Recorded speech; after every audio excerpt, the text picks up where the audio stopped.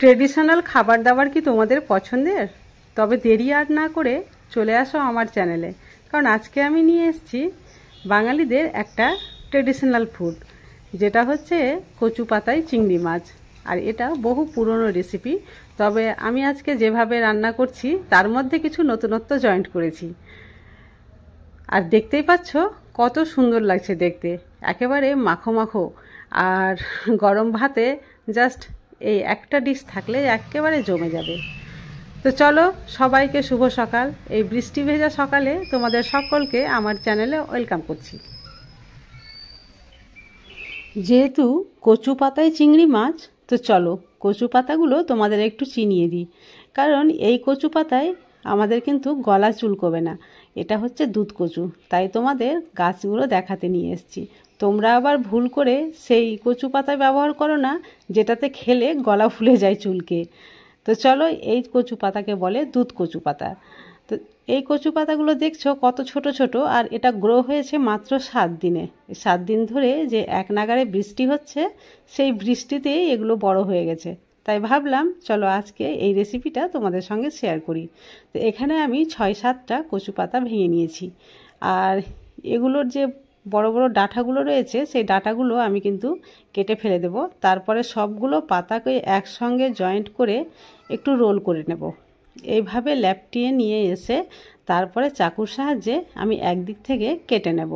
এইভাবে কাটলে একেবারে লম্বা লম্বা আর নুডলসের মতো হবে। পাতাগুলো আমি কিন্তু আগে ধুইনি, এইভাবে কেটে নেওয়ার পরে খুব ভালোভাবে পরিষ্কার করে ধুয়ে নিতে হবে। আমি প্রতিদিনই প্রায় এই ধরনের সহজ সরল রেসিপি আমার চ্যানেলে আপলোড করে থাকি। তো এইসব রেসিপি যদি তোমাদের ভালো লাগে তো প্লিজ চ্যানেলটি সাবস্ক্রাইব করে পাশে থেকো। আর যদি আগে থেকে করে থাকো সাবস্ক্রাইব, তাহলে তোমাদের জন্য রইল অসংখ্য ধন্যবাদ। তো এখানে কচু পাতাগুলো কাটা হয়ে গেছে, আর আমি এখানে একটা বোলে জল নিয়ে নিয়েছি, আর জলে কচু পাতা ভিজিয়ে দিলাম। তবে একবার নয়, আমি ব্যাক ক্যামেরায় বেশ কয়েকবার কচু পাতা ধুয়েও পরিষ্কার করে নিয়েছিলাম। আর নিয়ে নিয়েছি একটা সসপ্যান, আর এখানে সেই কেটে রাখা কচু পাতা দিয়ে দিলাম, আর সামান্য পরিমাণে জল দিয়ে এই পাতাগুলো আমি সেদ্ধ করে নেব। প্রায় 5 মিনিটের মতো সেদ্ধ করতে সময় লাগবে। অন্যদিকে দেখো, আমি নিয়ে নিয়েছি চিংড়ি মাছ। এখানে প্রায় 200 গ্রাম ওজনের চিংড়ি মাছ কেটে বেছে ভালো করে ধুয়ে নিয়েছি। আর এর মধ্যে আমি দিয়ে দিলাম সামান্য পরিমাণে লবণ, আর লবণ খুব ভালোভাবে মিক্স করে নিচ্ছি। এই রেসিপি বাড়িতে করার সময় একটা জিনিস মনে রাখতে হবে, যে প্রায় 200 গ্রাম চিংড়ি মাছের জন্য 6টা থেকে 7টা কচু পাতাই যথেষ্ট। এই মাপটা যদি ঠিকঠাকভাবে রাখো তাহলে এই রেসিপিটা খুব সুন্দর হবে। তো কচু পাতা সেদ্ধ হয়ে গিয়েছিল, আর সেটা জলটা ঝরিয়ে নিয়েছি, আর এইভাবে আমি বাটিতে রেখে দিলাম। আর এই বাটিতে এবার আমি দিয়ে দেবো সেই লবণ মাখা চিংড়ি মাছ। চিংড়ি মাছ কিন্তু ভাজতে হবে না, কাঁচা অবস্থাতেই এখানে রেখে দিতে হবে এই শাকের পার্শ্বে।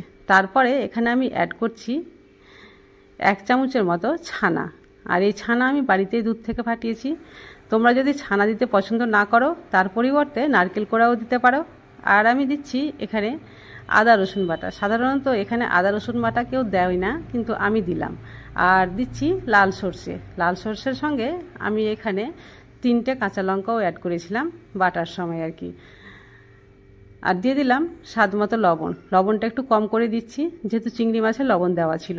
এবার দিলাম পরিমাপ মতো হলুদ আর কাশ্মীরি লঙ্কার গুঁড়ো কালারের জন্য। তারপরে দিচ্ছি ভাজা জিরে আর ধনের গুঁড়ো। তারপরে এইভাবে খুব ভালোভাবে মাখিয়ে নিতে হবে।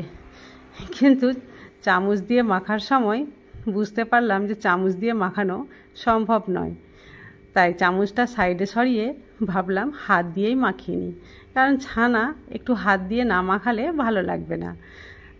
তার আগে আমি এখানে অ্যাড করছি কাঁচা সর্ষের তেল। আর এটা যেহেতু পুরোনো দিনের রান্না, সর্ষের তেলটা একটু বেশি করেই দিত আর কি। মানে তখন তো আর এরকম ব্যাপার ছিল না যে আমরা এটা খাবো না ওটা খাবো না ডায়েট করছি, সেই ব্যাপারটা ছিল না। তো তাই সর্ষের তেলের পরিমাপটাও একটু বেশি করেই দিত। তাই এখানে আমি সর্ষের তেলের পরিমাপটাও একটু বেশি রেখেছি। যদি তোমাদের ইচ্ছে না হয় তাহলে তোমরা একটু কমাতে পারো। আর এইভাবে ছানা আর শাক খুব ভালোভাবে হাত দিয়ে মেখে মেখে সম্পূর্ণ মানে রেসিপিটা মাখানো যখন হয়ে গেছে, এইভাবে আমি ঢাকা দিয়ে রেখে দেব প্রায় 5 মিনিট। গ্যাসের ফ্লেম অন করে আমি এখানে প্যান বসিয়ে দিয়েছি, আর মেখে রাখা চিংড়ি আর শাকের যে মিশ্রণ ছিল সেটা কিন্তু এবার দিয়ে দিলাম। আর তারপরে বাটি ধুয়ে খানিকটা জল অ্যাড করব, খুব বেশি নয়, এখানে হাফ কাপের মতো জল দিচ্ছি। এই যে দেখো কতটুকু জল দিলাম, আর জল লাগবে না। এবার ঢাকা দিয়ে গ্যাসের ফ্লেম মিডিয়াম টু লোয়ে রেখে আমি প্রায় 5 মিনিটের জন্য ছেড়ে দেব।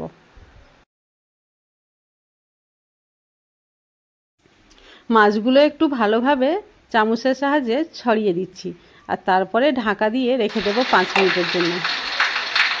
5 মিনিট পরে ফিরে আসলাম, আর এখন আমি অ্যাড করে দেব সামান্য পরিমাণে চিনি। এটা অ্যাড করছি জাস্ট ফর ব্যালেন্সিং। তোমরা যদি স্কিপ করতে চাও তাহলে করতে পারো, কোনো ব্যাপার নেই। আবারও ঢাকা দিয়ে রেখে দিলাম। আরও 5 মিনিট পরে এবার আমি ঢাকাটা খুলে দিয়েছি, আর দেখো অনেকটাই শুকিয়ে এসছে। এবার সবশেষে আমি দিয়ে দিচ্ছি কাঁচা সর্ষের তেল। এই উপর থেকে একটু যদি কাঁচা সর্ষের তেল ছড়িয়ে দেওয়া যায় তাহলে এর ঝাঁঝালো গন্ধটা দুর্দান্ত লাগে। তো এইভাবে কাঁচা সর্ষের তেল ছড়িয়ে দেওয়ার সঙ্গে সঙ্গে গ্যাসের ফ্লেমটা আমি বন্ধ করে দিলাম, আর ঢাকা দিয়ে রেখে দেব 2 মিনিট। আর অন্যদিকে দেখো, যেহেতু কচু পাতায় চিংড়ি মাছ, তো কচু পাতাতে সার্ভ করাটাই বেটার হয়, তাই আমি থালার উপরে একটা কচু পাতা রেখেছি, আর তার মধ্যে এই রান্না করা আজকের যে ডিশ সেটা কিন্তু সার্ভ করে নিচ্ছি। আর দেখো কত সুন্দর তৈরি হয়েছে, একেবারে গায়ে মাখা মাখা। আর গরম ভাতে এই রকম একটা ডিশ থাকলে অন্য কিছু আর লাগবে না। আর উপর থেকে দিয়ে দিলাম 3টে কাঁচা লঙ্কা। এটা শুধু দিলাম দেখার সৌন্দর্যের জন্য। এখানে যদি পাকা কাঁচা লঙ্কা হতো লাল কালারের তাহলে আরও বেশি ভালো হতো, এই মুহূর্তে আমার কাছে ছিল না, তাই আমি কাঁচা যে সবুজ কালারের কাঁচা লঙ্কা সেটাই দিয়েছি। তো আজকের রেসিপি তোমাদের কেমন লাগলো অবশ্যই কমেন্ট করে জানাবে। যদি ভালো লাগে বেশি বেশি করে শেয়ার করবে আর লাইক দেবে। আজ তাহলে এই পর্যন্ত, আবার আসবো অন্য কোনো ভিডিও নিয়ে। ততক্ষণ পর্যন্ত তোমরা সবাই সুস্থ থাকো, ভালো থাকো।